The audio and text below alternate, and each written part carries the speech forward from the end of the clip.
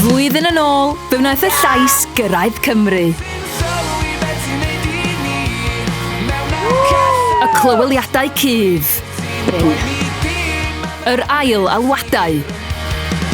A'r rowndiau terfynol. Enillydd y llais 2025 ydy Rose Data!